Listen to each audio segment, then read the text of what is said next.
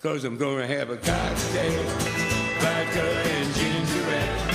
Yeah, I'm gonna smoke a cigarette that's 9 miles long. I'm gonna kiss. Rolling Stone once called John Prine the Mark Twain of American songwriting.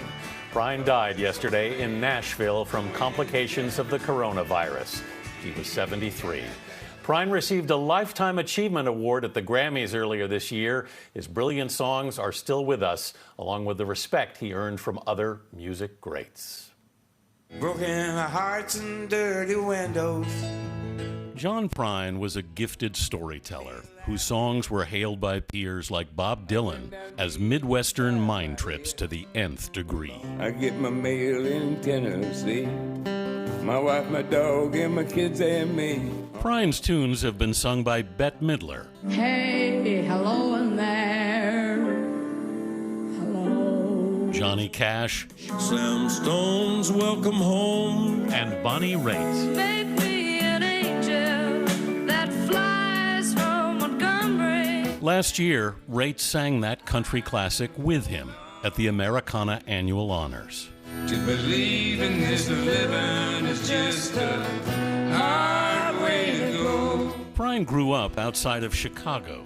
Hey, won't you take me back to Muhlenberg County? After a stint in the Army, he became a mailman, writing songs as he delivered letters. He was just 23 when a glowing review from film critic Roger Ebert launched his career in 1970. From that day on, I didn't have an empty seat. Prine survived cancer twice, and when I interviewed the singer-songwriter in 2018 for CBS Sunday Morning, he just released his first album of new songs in 13 years. Are you enjoying this resurgence? It took some of them 45 years to get the joke. And some people are getting it now, and I'm still around to reap the benefits. Sometimes my old heart is like a washing machine. He celebrated the release with a sold-out show at Radio City Music Hall. Then as God is my witness, I'm getting back into show business. We may have lost John Prine to coronavirus, but this is the way I prefer to remember him leaving us. Dancing a jig to one of his own songs, Lake Marie, in 2018. Yeah, our condolences to his wife Fiona and their kids, Jody, Jack, and Tommy. Bruce Springsteen said last night on Twitter, he was a true national treasure and a songwriter for the ages, and boy, that's the truth. I don't know anyone who had more respect in the songwriting community than he did.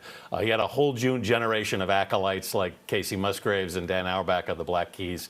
People just loved him, and we will miss him very much. I'll say, Anthony, he was beloved in the music industry, not only for his music, but they say he was such a great guy, and you got to spend time with him. Yeah, it's, John Prine never wanted fame and glory. He just wanted to live an ordinary life and write some songs, and he wrote really some of the best.